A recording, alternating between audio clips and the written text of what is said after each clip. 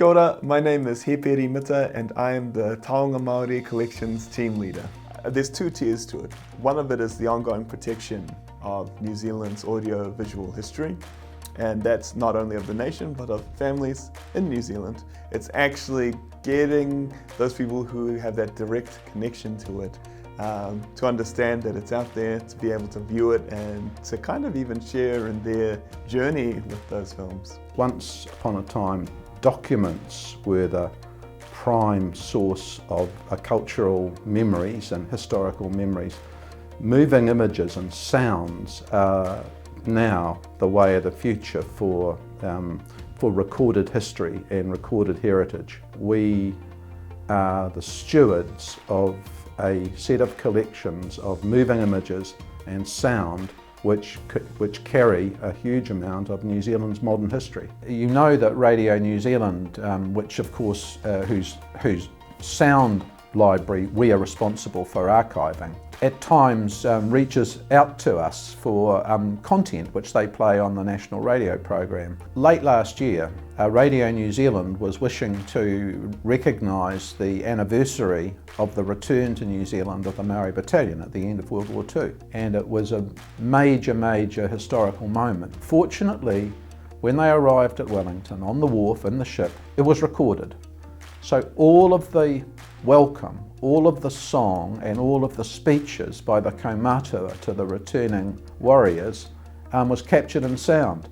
And it's extremely moving to hear it being rebroadcast some, 70 years later. Ngā Taonga is at the forefront of audiovisual archiving technique and technology. The thing about audiovisual media is it is about immediacy and it's about memories. It's something where so much of our life is now documented that way, and yet it is so easy for it to be lost. We already have all sorts of technologies that we can't recover the information from 20, 30, 40 years ago.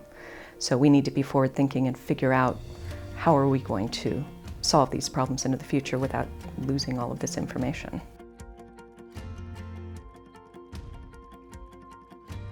When I started working here, I couldn't speak Te Reo Māori. One of the ways that I started on my journey was through actually watching Māori language resources that had been archived within the collection. I then shared those with other staff members to make that part of our induction program, and in conjunction with that they've supported me in my professional development on my journey towards fluency.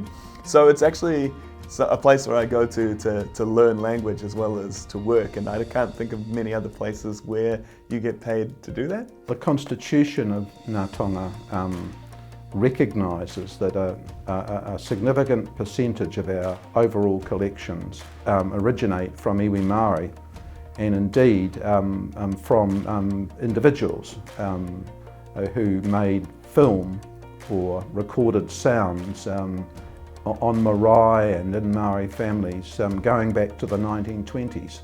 So we have stewardship responsibilities as an archive for a significant collection of Maori material, and our constitution requires us to behave as a good treaty partner should, biculturally and in full good faith with our Maori depositors. We have four critical factors. We want our candidates to have mana, by which we mean they need to be able to engage with our partners in the audiovisual sector and the recorded heritage sector, such as the National Library and National Archives, with respect and for them, and induce respect for us from them. So mana conveys that idea.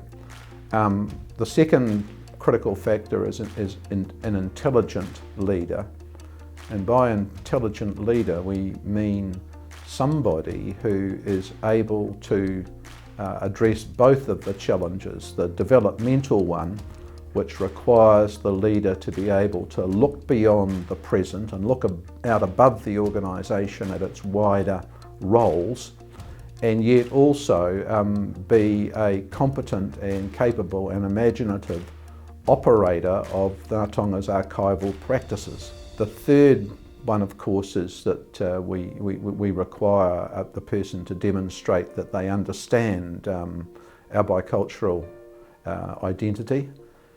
And the last one is we want the person to have an understanding of how to work with creative people.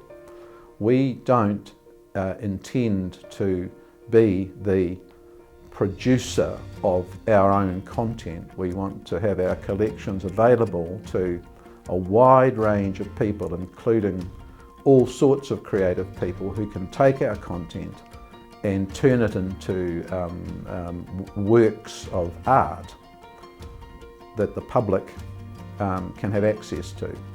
I hope that they have the empathy and the understanding that an archival film isn't just a movie, it isn't just something that we put away in a vault. You know, it actually has a life, and there's an intense feeling that you get when you go to a screening of a restoration for a group of people who haven't seen that work, maybe ever, or maybe for decades and decades.